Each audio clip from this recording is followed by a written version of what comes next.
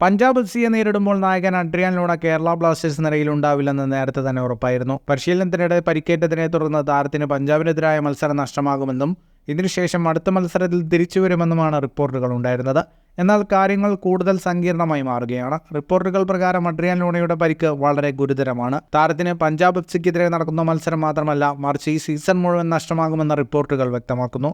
Football reporter Marcus Mergulhao Adrian Luna പരിക്കിന്റെ പിടിയിലാണെന്ന കാര്യം സ്ഥിരീകരിച്ചിട്ടുണ്ട്.